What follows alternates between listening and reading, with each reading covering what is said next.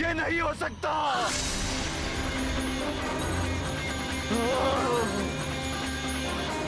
तो ये है तुम्हारा नियंत्रण लंकेश? विनाश के आगमन का संकेत है ये। बस माता बस, ये मात्र एक तुच्छ वानर की उदंतता है। जैसे देवताओं ने यहाँ पर कुछ शक्तियां प्रदान करके भेजा है। कुछ शक्तियां? नेत्र खोलकर देखो दशानन, यहाँ तुम्हारे सामने तुम्हारा महाशक्तिशाली योद्धा मृत पड़ा हुआ है, और फिर भी तुम सत्य को अस्वीकार कर रहे हो। जम्बूमाली महाशक्तिशाली था, किंतु युद्ध कौशल में निपुण योद्धा नहीं था। रहस्य, कुछ समय पूर्व तुम क्या कह रहे थे?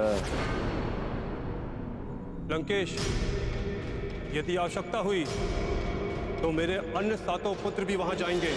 उनके मायावी शस्त्रों के सामने पल भर भी नहीं टिक पाएगा वो धूर्त। रहस्य,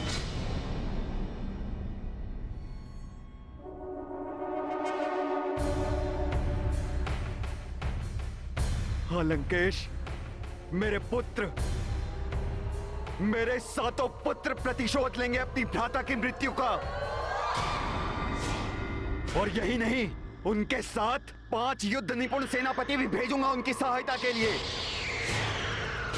अब देखिएगा लंकेश, मेरे पुत्र जम्बूमाली के देह के समीप उस वानर का शव क्षत विक्षत होगा।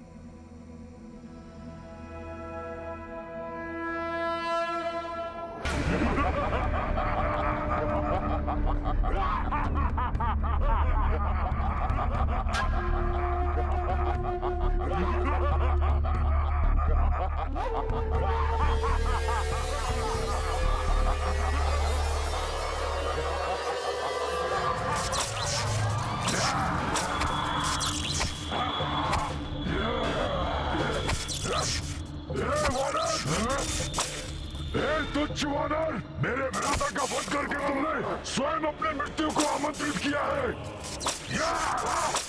ऐसी भयानक मृत्यु देंगे हम तुम्हें कि स्वयं मृत्यु के देवता भी कांप उठेंगे। उस महाबली जम्बूमाली के भ्राता है हम 7। लंका के प्रधान सेनापति प्रहस्त के पुत्र हैं हम। जम्बूमाली तो नहीं ले जा पाए तुम्हें, किंतु हम तुम्हें इस पिंजरे में अवश्य लेकर जाएंगे। वो भी जीवित नहीं, टुकड़े टुकड़े कर देंगे हम तुम्हारे। तोड़ देंगे हम अपने भ्राताश्री का।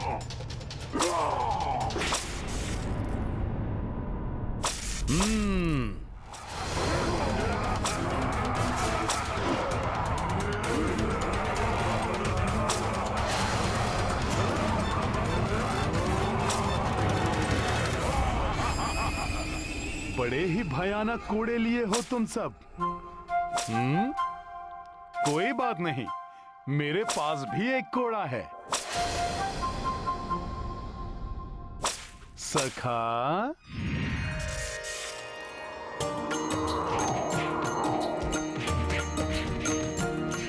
हो 7 युद्ध निपुण सेनानी, चाहे कपी को बंदी बनानी, किंतु कौन शिवांश को बांधे, वज्र सो अंग गदा ले कांधे। राम सिया राम जय हनुमान, राम सिया राम जय हनुमान।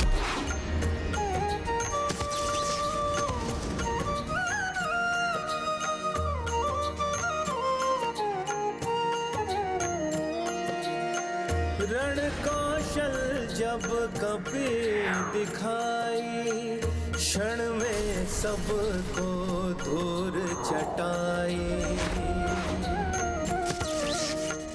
बंदी बनाने थे जो आए, हनुमत उनको ही बंदी बनाए। जय जय वीर प्रभु हनुमंता, धर्म के रक्षक पाप के हंता। सिया राम जय हनुमान, राम सिया राम जय हनुमान। ये गाथा महाबली हनुमान की, रुचिकर लीला राम भगत की। जय जय जय रघुनंदन राम, जय जय जय महाबली हनुमान। जय जय जय रघुनंदन राम, जय जय जय महाबली हनुमान। दशानन, यदि ये सब योद्धा भी परास्त होकर आ गए, तब तुम किसे भेजोगे? क्योंकि जम्बूमाली जैसा महाशक्तिशाली योद्धा को जिसने यहाँ फेंक दिया हो, वो क्या नहीं कर सकता है। मुझे संदेह है तुम्हारे योद्धाओं की सफलता पर। माते आप तो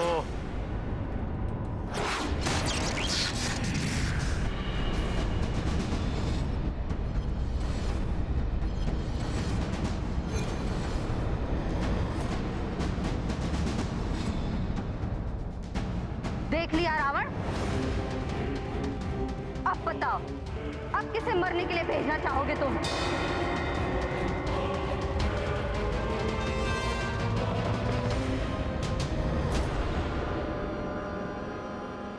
मैं जाऊंगा वहां।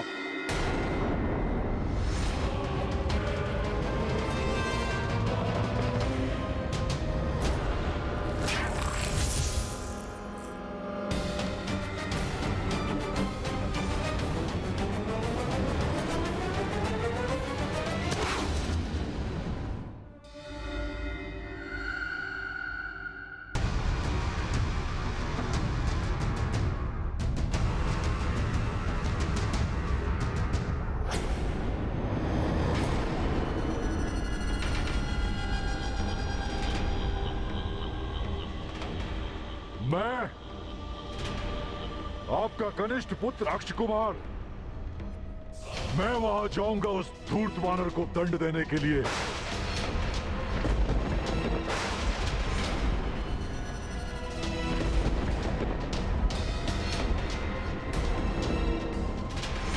और आप देखिएगा पिताश्री कि कितने शीघ्र वो दंड वानर आपके इन्हीं चरणों में हाथ बंधा पड़ा होगा। बस अब आप मुझे आज्ञा दीजिए। मेरी ये भुजाएं उस वानर को कठोर दंड देने के लिए तड़प रही हैं। रावण, तुम्हारे प्रहरी भट्ट मारे जा चुके हैं। तुम महाभट्ट हो, महायोद्धा हो, किंतु मैं तुम्हें वहां नहीं जाने दूंगी।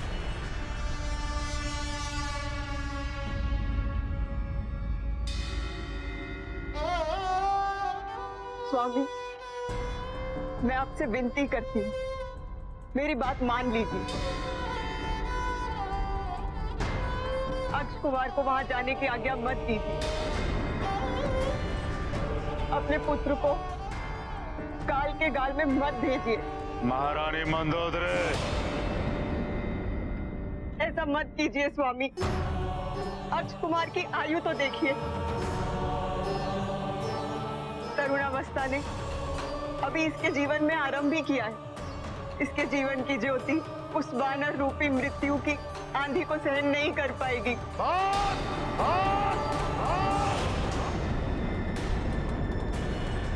महारानी मंदोदरी,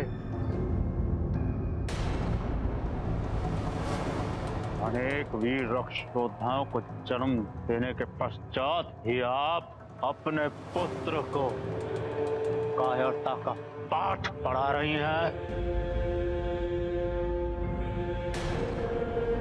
शोभा नहीं देता है आपको। ये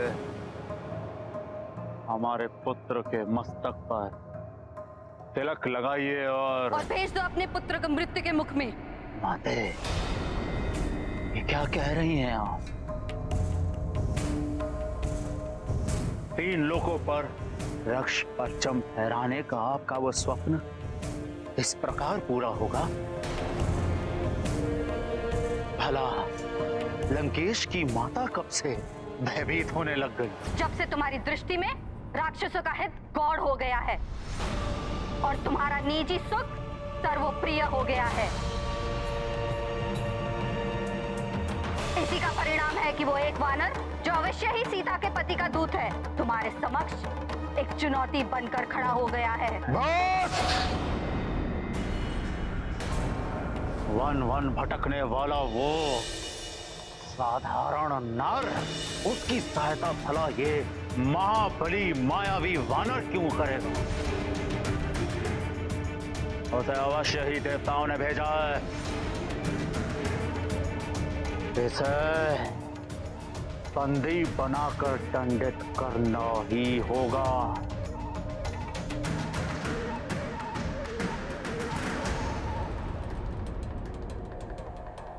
अक्ष कुमार, मेरे पुत्र, जाओ और जाकर उस धूर्त वानर को पेड़ियां बांध कर यहां लेकर आओ। ये तुम्हारे पिता का आदेश है, पिता का आदेश है।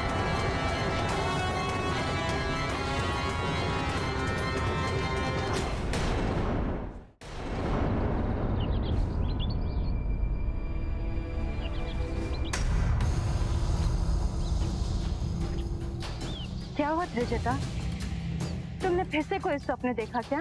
स्वप्न तो नहीं अन्ना, हाँ कुछ आभास हो रहा है। आभास? किंतु कैसा आभास? प्रतीत हो रहा है कि लंकेश वानर को पकड़ने के लिए किसी महत्वपूर्ण एवं महाबली योद्धा को भेजने वाले हैं।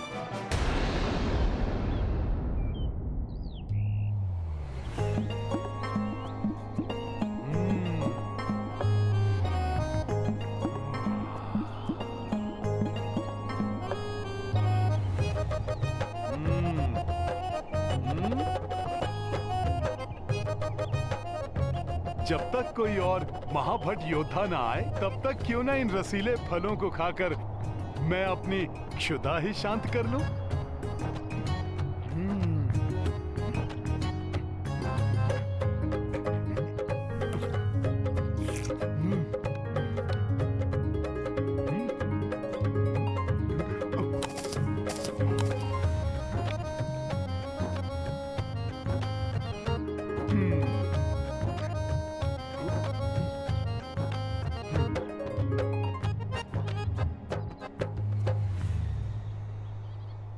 प्रतीत हो रहा है इस बार कुछ अत्यधिक ही विचार विमर्श किया जा रहा है, इसीलिए इतना विलंब हो रहा है।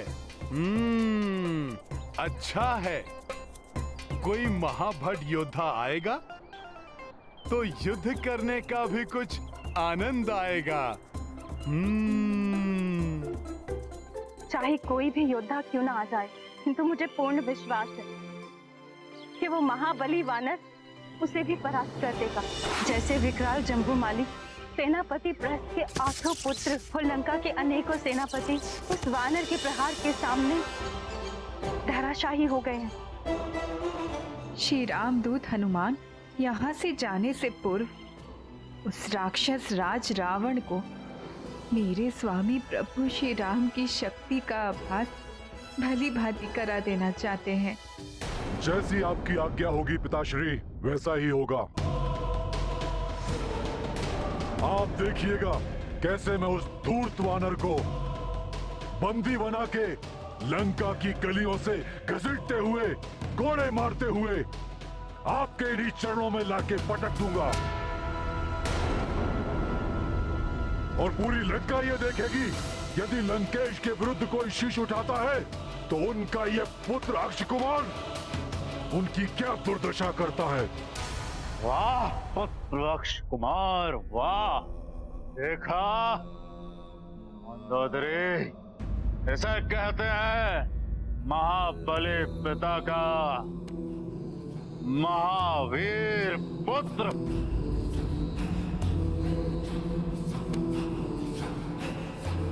अब आप भी वीर माता बन जाएं, तिलक लगाएं हमारे पुत्र को।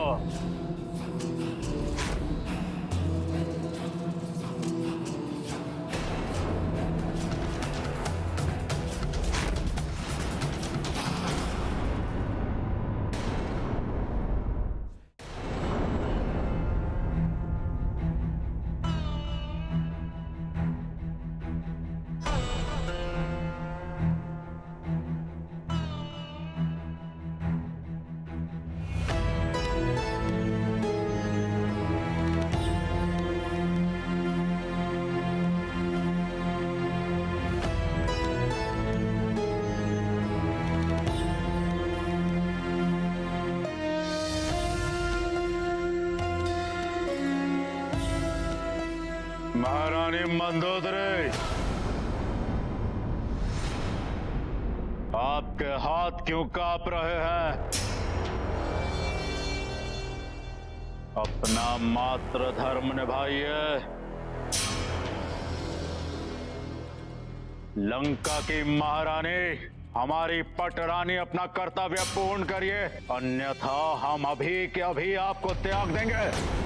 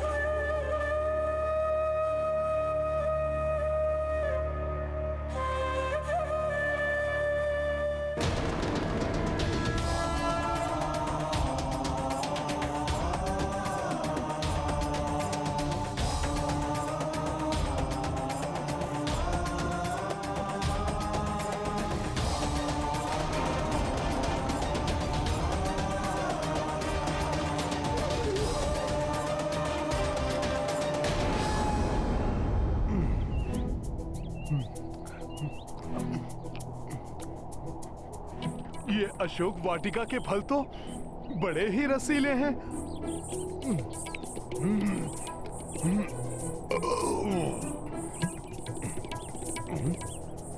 कुछ अधिक ही विलंब हो गया। कोई रक्ष योद्धा नहीं आया अभी तक। ये ध्वनि